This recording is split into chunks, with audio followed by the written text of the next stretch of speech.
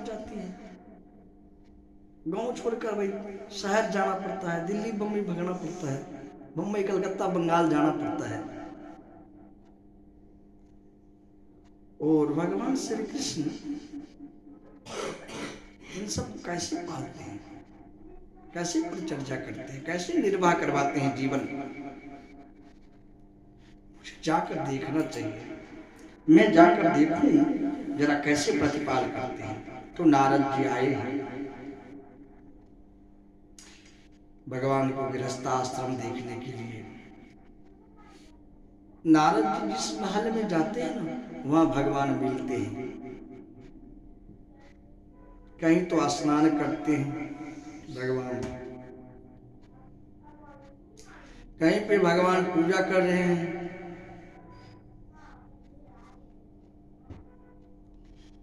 किसी महल में जाए तो भगवान वहां फूल तोड़ रहे हैं पूजा के लिए, किसी महल में पहुंचे तो भगवान वहां चंदन घिस रहे हैं, और कोई महल में जाए तो भगवान वहां भोजन प्रसाद पा रहे हैं, और कोई महल में जावे तो भगवान की सेवा है रही है।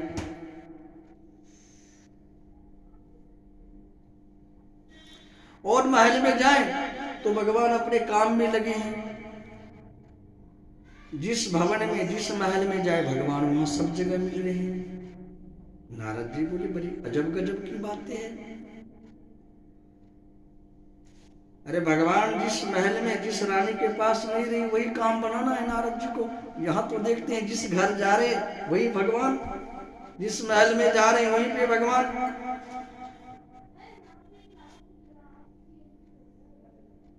कई भगवान घूम रहे हैं, कई भगवान शंख फूंक रहे हैं ठाकुर जी का, कई भगवान ताली बजा रहे हैं, कई भगवान भोग लगवा रहे हैं, कहीं प्रसाद पा रहे हैं। इनकी तो कोई बस चले, जहां भी जाए वही भगवान मौजूद। चलते चलते नारद जी आए सत्यभामा जी के भवन में। यहां भगवान नहीं थे, तो नारद जी क्या कर रहे हैं सत्यभामा जी से, देवी जी आज आप कुछ दान करो। बोले मैं क्या दान करूं, मेरे पास तो कुछ है ही नहीं। बोले बहुत कुछ है आपके पास, क्या नहीं है, सब कुछ आपके पास है। बोले तो मैं क्या दान करूं, आप ही बताइए देवर्षि। बोले पति को दान करूं। बोले पति भी दान होते। बोले हाँ क्यों नहीं होते, दान तो होते ही है। तो नारद जी ने हाथ में जल दिए, भगवान को दान करवा लिया, संकल्प भरवा लिया। अब संकल्प भरवाने के बाद में नारद जी प्रतीक्षा में है कि भगवान यहाँ आवे तो फिर मैं लेकर जाऊं भगवान को। अब सो भगवान पधारे सत्यभामा जी के महल। भगवान ने बोला आइए प्रभु जी, आइए जी, अब देर मत कीजिए। भगवान ने बोले ये क्या बात है। बोले आप चलिए, मैं आप ही के प्रतीक्षा में बैठा हूं। बोले कहाँ। बोले आपको अभी तक मालूम ही नहीं है। क्या बात है देवर्षि। बोले आपकी जो ये पत्नी है ना सत्यभामा जी, सत्यराजित की पुत्री, वो आपको दान कर दी है, मुझे दान दे दी। अब नारद जी तो उनको उठाने लगे, कांधा पे उठावे। इतनी वो रानी आई, बोले ठहरिए ठहरिए ठहरिए देवर्षि। बोले बताइए। अब तो सारी हल्ला मच गई, सभी रानियां आई और कह रही है कि सत्यभामा से सब हमें भी तो पूछती, हमें भी तो पूछ लेती। अरे एक दो तो है ही नहीं, 16,108 है। सब कह रहे कि हमें भी पूछ लेती, हमें भी पूछ लेती, इसे भी कई टाइम लग जाए।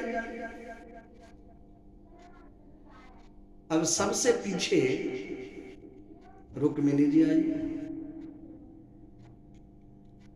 रुक्मिणी जी आई तो रुक्मिणी जी कहती है कि हमें भी तो पूछनी चाहिए थी। हमें भी तो लोग कहते हैं हर के लाए, ये हमें भी तो लाए थे।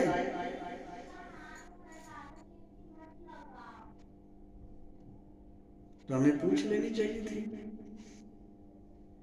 तो बोले जो रुक्मिणी जी कह रही अब क्या उपाय होगा इनका। सत्यभामा जी बोले कि देवर्षि अब उपाय क्या है, इनके बदला में क्या दे दिया जाए तो इनको रख लो यहाँ। बोले एक ही उपाय है इसका, सरल उपाय।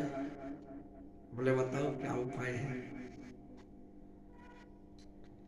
बोले मैं तराजू लाता हूँ वजन करने वाला, काटा, उन पे तराजू पे इनको बैठाऊंगा। उस तराजू में बैठने के बाद आप इनके बराबर का स्वर्ण दे दो, सोना ला कर दे दो। ये तराजू का पलड़ा जो है वो बराबर होना चाहिए, कांटा एक मिल गया तो ये रह जाएंगे, मैं इनके बदले में सोना दे दूंगा।